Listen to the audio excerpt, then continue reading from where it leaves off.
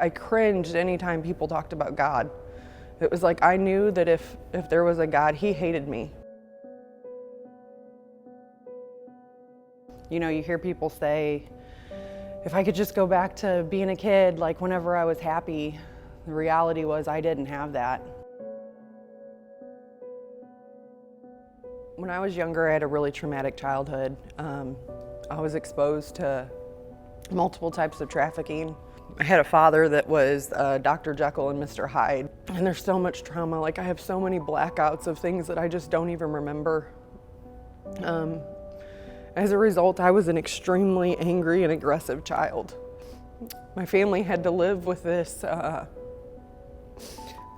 kid that would go from being the most beautiful, loving little girl to this extreme psychotic terror. It felt like I would walk around every day with something just inside of me clawing to get out. Like it was like I had a little me in there just screaming, and I was in the back of my mind, and I was scared, and I was alone. My mom put me through a bunch of different types of therapy. I went through multiple counselors. I was in mental institutions. They tried every kind of medicine that they could get their hands on. And none of it worked. None of it worked. I learned manipulation at a really young age, and I got involved with doing these things that a child just isn't supposed to do. I got involved in different ritualistic, demonic practices. I was an extremely promiscuous child. I had my first son when I was 15. I remember looking at him, and everybody had this like love and this joy, and I didn't have this connection with him that you were supposed to have. And it was like that just solidified this belief in me that I was broken. And I cringed anytime people talked about God. It was like I knew that if there was a God, he hated me. My life snowballed into a series of addiction. I became the exact person I didn't want to be. I became a replica of who my father was. I had this like God-sized hole in my chest, and I didn't realize it then, but I attempted to fill it with anything and everything I could try. I had 5 children. It was like I looked for love in all the wrong places. I was extremely violent. I feel so much shame. Like I would do these things, and I would act out in violence, and I would experience this rage, and I had no morals. And then I would just be filled with shame. And I remember being at this point where it was like, I had this home, and I had these kids, and I had this job, and I had all these things that everybody just constantly prided me on, because isn't that the American dream? This like financial prosperity and in life. And I watched people, and I was so empty and so alone. And I remember sitting on my bed, and I just remember thinking like, there's gotta be something different. Like there has to be something different. Like this cannot be it. This just absolutely cannot be it. I met this girl in recovery, and she kept boasting about this Fearless Women's Conference, and it wasn't church, and she was sure that it was not church, and like she was very careful with her words. And I remember getting in there, and I remember sitting down, and the moment that they told everyone to stand up, it was like I knew. I'm like, I'm in church. And I remember looking at her, and she just smiled at me, and I wanted to walk out. And I couldn't move. I couldn't move. I just listened. And I listened to their praise, and I listened to their worship, and I listened to the woman who founded it speak.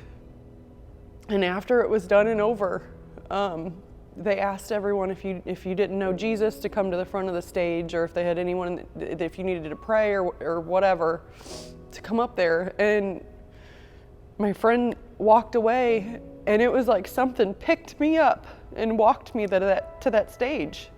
There was someone with everyone, and I went to walk away, and I couldn't move.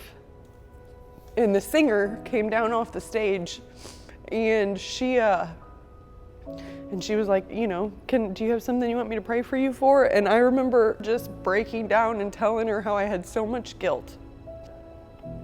And it was like there was this freeing experience that happened. It was weird. It was like I was warm and I was fuzzy. There wasn't a care in the world. There wasn't anything. It was like the highest high I've ever had in my life. I ended up hitting a point to where I had completely thrown everything that I could possibly throw away, and all there was left was God. And it was like, all right, dude, like here's your opportunity. That was my thought process. Here's your opportunity to do something. And before you knew it, he had put a woman in my life who's my mentor now. And I was delivered. Something changed. Not even something, so much changed in my life. I had this like impending desire to seek God and to read the Bible and to just, it was like I knew that the very next day that I wasn't alone. Like, I knew I was never gonna be alone again. Like, I had a father and I had a home. For the first time in my life, I had this peace that I wasn't experiencing all the craziness in my mind. I was able to look at my children and they were kids, and I had a love for people and for myself that I didn't even know existed. It was the best thing that ever happened to me.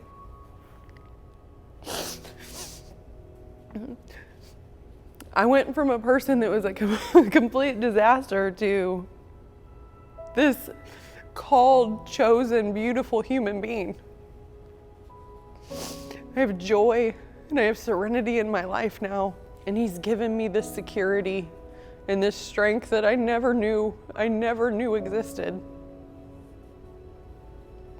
I never have to be alone again. I get to be a part of him. I get to belong.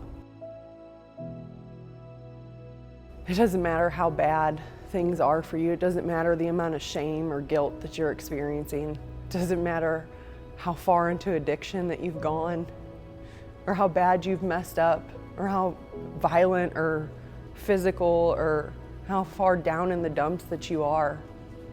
He can save you because he's God. My experience with God is he didn't come for righteous people, and I'm broken, and he made me whole. He taught me forgiveness and love and gentleness. He gives me grace and mercy. I'm weak and he makes me strong. He saved my life.